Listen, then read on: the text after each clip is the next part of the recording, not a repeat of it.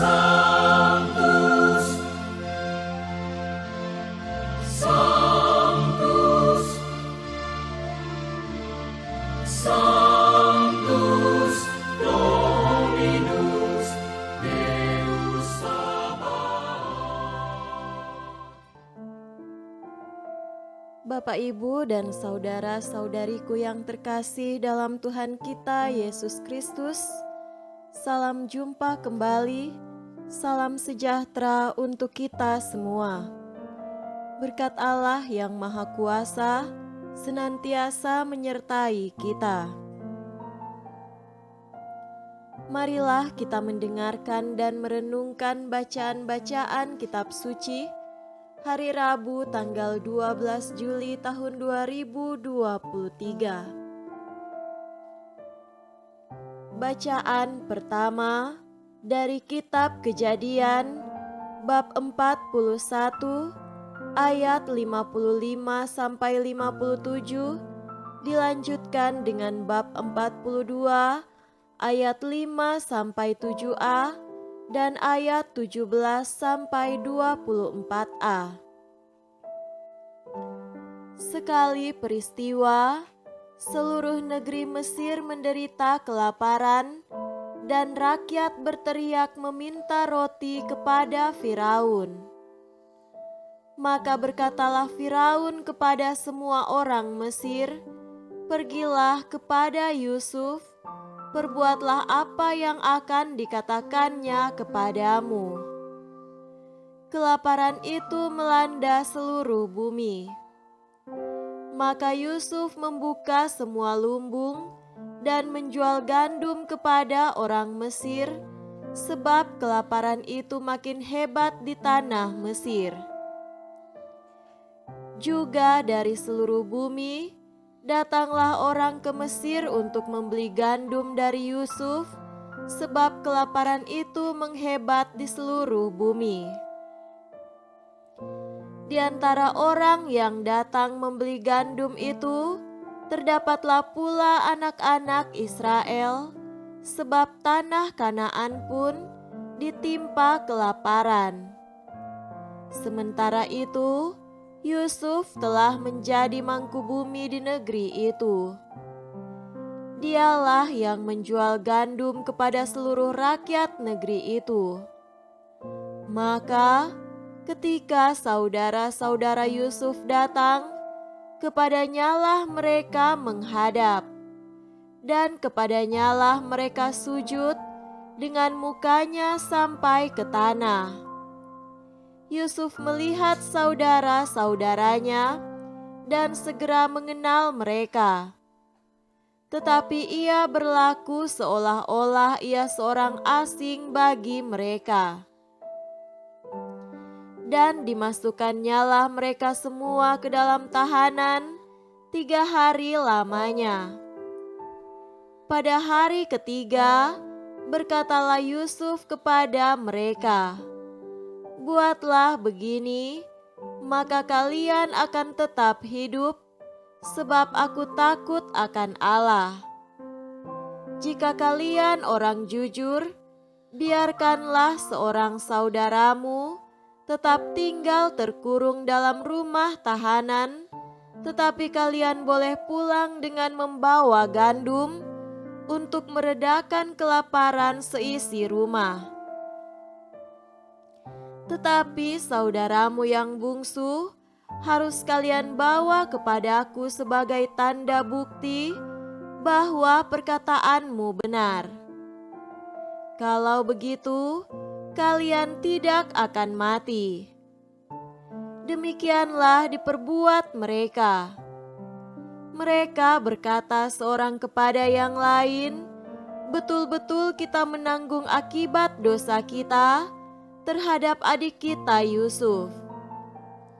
Bukankah kita melihat betapa besar kesesakan hatinya ketika ia memohon belas kasih kepada kita, tetapi kita tidak mendengarkan permohonannya?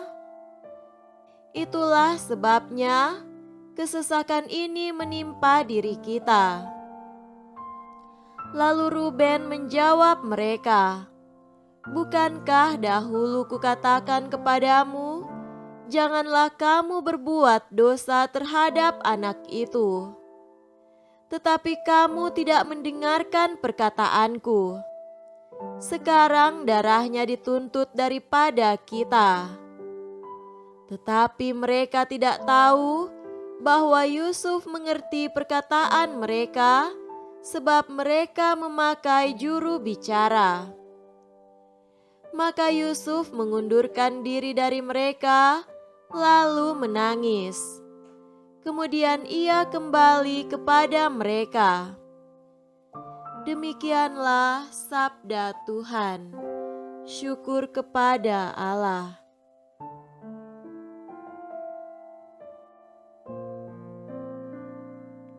Semoga Tuhan beserta kita sekarang dan selama-lamanya. Inilah Injil suci menurut Matius. Dimuliakanlah Tuhan. Injil Matius bab 10 ayat 1 sampai 7. Yesus memanggil ke-12 muridnya dan memberi kuasa kepada mereka untuk mengusir roh-roh jahat dan untuk melenyapkan segala penyakit dan segala kelemahan. Inilah nama ke-12 rasul itu. Pertama Simon yang disebut Petrus, dan Andreas saudaranya, dan Yakobus anak Zebedeus, dan Yohanes saudaranya, Filipus dan Bartolomeus, Thomas dan Matius pemungut cukai, Yakobus anak Alfeus dan Tadeus, Simon orang Selot, dan Yudas Iskariot yang mengkhianati dia. Ke-12 murid itu diutus oleh Yesus, dan ia berpesan kepada mereka, "Janganlah kamu menyimpang ke jalan bangsa lain, atau masuk ke dalam kota orang Samaria, melainkan pergilah kepada domba-domba yang hilang dari umat Israel. Pergilah dan beritakanlah, kerajaan sorga sudah dekat." Demikianlah sabda Tuhan.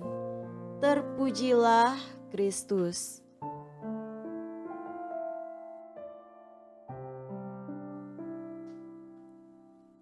Saudara-saudariku yang terkasih dalam Tuhan kita Yesus Kristus, tema renungan kita pada hari ini adalah memilih dan menjalankan peran yang baik. Dalam banyak cerita film-film, sering kita menemukan selain ada pemeran utama, ada pula sejumlah pemeran tambahan.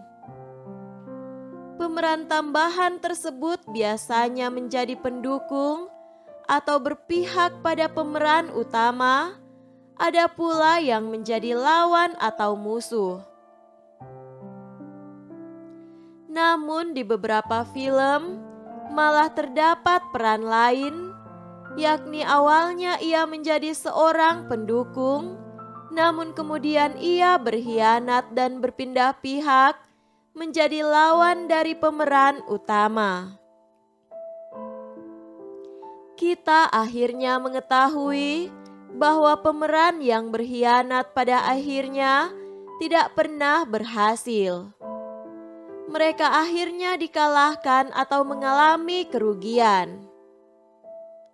Saudara seiman, bacaan Injil menggambarkan tentang para rasul yang terpilih serta pesan yang Yesus sampaikan kepada mereka. Isi pesan tersebut intinya adalah menyelamatkan domba-domba yang hilang serta memberitakan bahwa kerajaan surga sudah dekat. Sejarah perkembangan gereja menunjukkan bahwa para murid Yesus itu telah melaksanakan dengan sangat baik misi yang diberikan Yesus kepada mereka. Meski begitu, memang tidak semua murid kemudian menjadi orang yang berhasil mengemban tugas tersebut. Yudas Iskariot malah mengambil jalan yang lain. Ia memilih untuk meninggalkan jalan yang telah ditunjukkan oleh Yesus. Pilihan Yudas Iskariot untuk berkhianat adalah pilihannya sendiri. Tuhan memberikan ia kebebasan untuk menentukan apakah tetap menjadi pengikut Yesus atau sebaliknya. Yesus bahkan sudah memperingatkan Yudas. Namun Yudas Iskariot lebih memilih untuk mengambil jalan menyimpang dengan menyerahkan Yesus kepada para imam kepala dan menukarnya dengan 30 keping perak. Ia sendiri memilih untuk menjauhkan diri darinya. Oleh karena pilihannya, Yudas Iskariot gagal menerima rahmat yang besar, bahkan ia melalaikan tugasnya sebagai rasul. Sehingga berbeda dengan para murid lain yang menerima kebahagiaan abadi, meski melalui penderitaan, Yudas malah jatuh dalam penyesalan yang besar dan akhirnya menghukum dirinya sendiri dengan bunuh diri. Katekismus Gereja Katolik mengajarkan bahwa bunuh diri adalah sebuah pelanggaran yang berat, tindakan yang melanggar cinta kepada orang lain dan bertentangan dengan cinta kepada Allah yang hidup. Yudas Iskariot tidak hanya melalaikan tugasnya sebagai rasul, ia bahkan menolak Allah melalui tindakan untuk mengakhiri hidupnya sendiri. Saudara-saudariku terkasih, belajar dari tindakan dan akibat dari tindakan Yudas Iskariot, kita bisa memetik pelajaran hidup yang baik. Kita selalu dihadapkan pada berbagai pilihan dalam hidup. Apakah kita akan setia atau membelot? Dalam hidup ini, kita adalah pemeran utama bagi kisah kita masing-masing. Tetapi dalam hidup orang lain, kita adalah pemeran tambahan. Pertanyaannya adalah, apakah kita memilih untuk memainkan peran yang berguna karena mendukung atau menolong orang lain, atau sebaliknya kita malah memilih untuk meninggalkan orang lain sehingga dicap pengkhianat oleh karena lebih berfokus pada kepentingan diri sendiri? Maka, marilah kita menentukan peran kita masing-masing. Mari kita menjadi pribadi yang setia dan memilih kehidupan. Semoga demikian. Amin.